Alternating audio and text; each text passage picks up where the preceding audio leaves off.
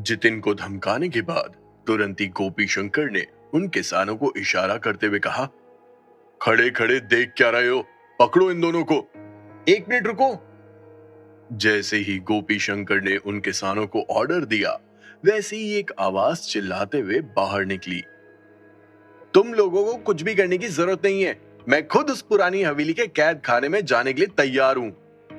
उस इंसान के मुंह से निकले शब्दों को सुनकर भीड़ खिलखिलाते हुए हंसने लगी थी, क्योंकि वो इंसान और कोई नहीं बल्कि विराज जिंदल था।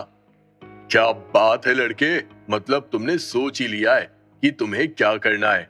बहुत बढ़िया। गोपी शंकर ने मुस्कुराते हुए विराज से कहा, विराज भाई, क्या आपको मेरी काबिलियत पर भरोसा नहीं है? मैं अकेला उन लोगों को। जब जितिन ने देखा कि विराज ने गिव अप कर दिया है, तो जितिन बहुत ही ज्यादा एंग्शियस हो गया था।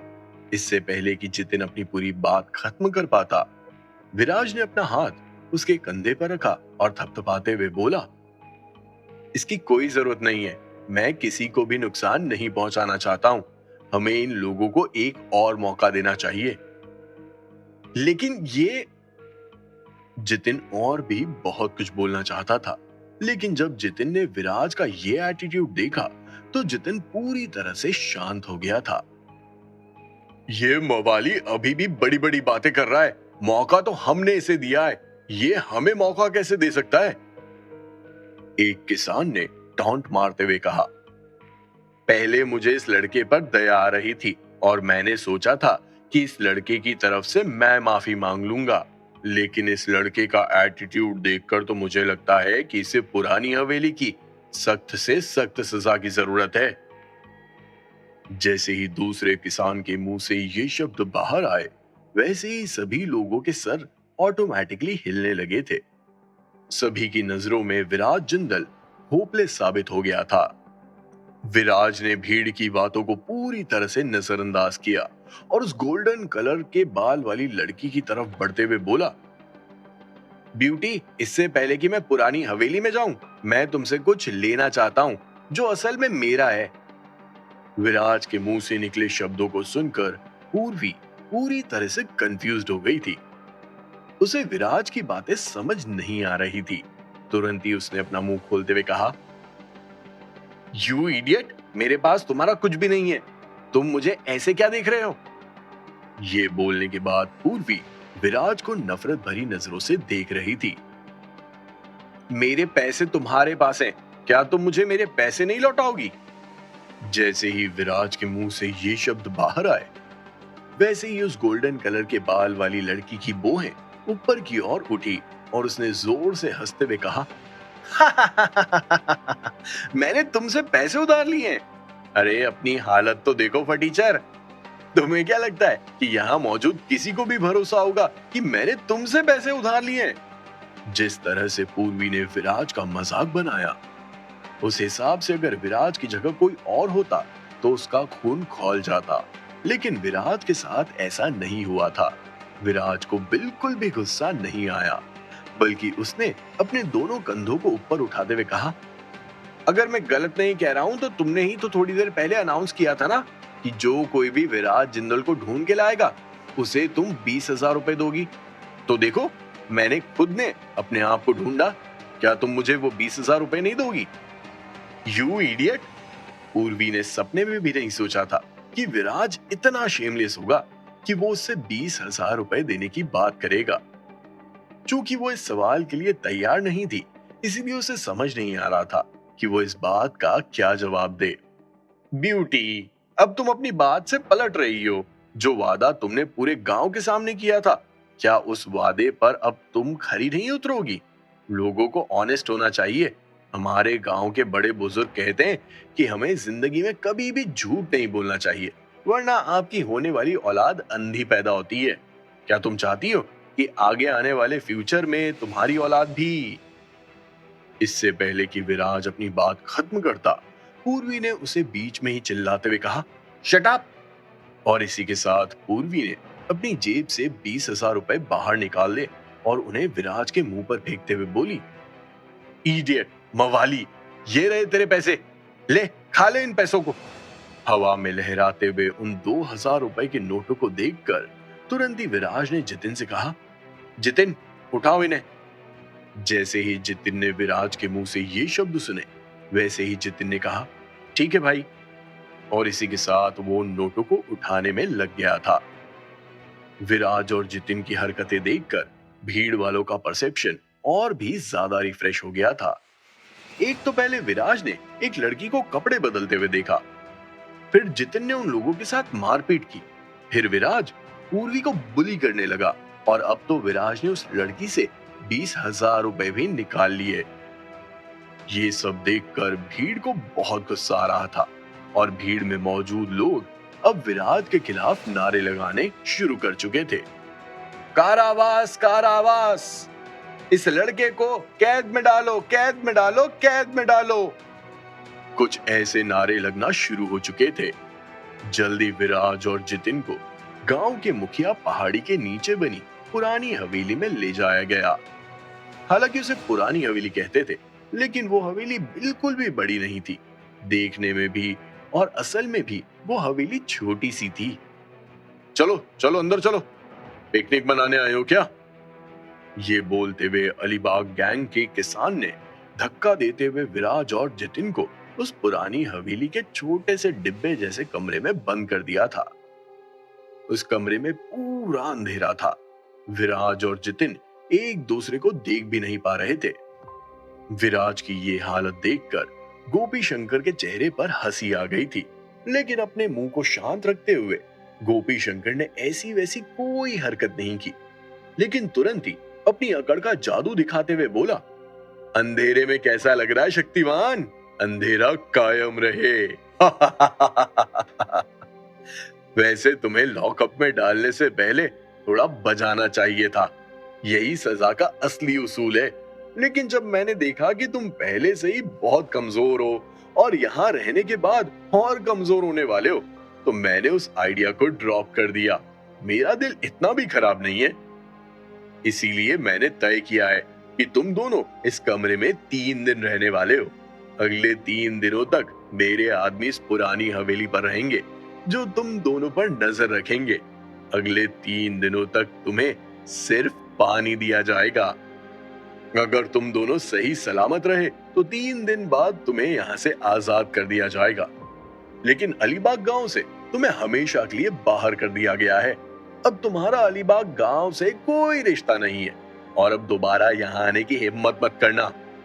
गोपी शंकर के मुंह से निकले शब्द मीनिंगफुल थे, लेकिन वो दूसरों को समझ नहीं आ रहे थे। लेकिन विराज अच्छे से समझ गया था कि गोपी शंकर ने उसे अलीबाग गांव से बाहर निकालने की सजा क्यों दी थी, जिससे विराज कभी भी अलीबाग लौटकर सुषमा आंटी की उस जमीन के लिए कोई पंगा क्रिएट ना कर सके। हालांकि गोपी शंकर ने यह उम्मीद नहीं की थी कि विराज ना सिर्फ अलीबाग गांव में वापस आया था, बल्कि वो बड़े जोश के साथ यहां आया था। खैर, ये बात भी गोपी शंकर को आज नहीं तो कल पता चलने ही वाली थी। यू इडियट, अब बोल, तू क्या कहना चाहता था? ये आवाज उस गोल्डन कलर के बाल वाली लड़की की थी। विराज की हरकतों को देखकर विराज के प्रति उसकी नफरत गोपी शंकर की बराबरी कर चुकी थी। विराज को नीचा दिखाने के लिए पूर्वी ने शोभना से कहा, चलो शोभना, यहां से चलते हैं। कॉम्प्लिकेटेड एक्सप्रेशन के साथ शोभना वहां से जाते हुए विराज की तरफ देख रही थी। हालांकि उसे विराज दिखाई तो नहीं दे रहा था, लेकिन वो जानती थी कि विराज कहां होगा। भले ही विराज ने शोभना के साथ गलत किया था, लेकिन उसके बाद भी पता नहीं क्यों शोभना विराज से नफरत नहीं कर पा रही थी। वो वाकई में जानना चाहती थी कि विराज के साथ उसके अतीत में क्या क्या हुआ है। अब तुम दोनों यहाँ पर मजे करो और सड़ो। ये बोलते हुए रोहन ने अपना फोन बाहर निकाला और फ्लैश जलाते हुए विराज और जितिन की एक फोटो खींचते हुए बोला, तुम दोनों को अब मैं फेसबुक और इंस्टाग्राम पर वायरल कर दूंगा। सभी को पता तो चले कि रोहन से भिड़ने का क्या अंजाम होता है। ये बोलने के बाद रोहन भी वहां से निकल गया था। ठीक है, तो अब हम सभी यहां से चलते हैं। इन दोनों मवालियों को 3 दिन यहीं सड़ने दो। इन दोनों की वजह से हमारी जिंदगी अफेक्ट नहीं होनी चाहिए।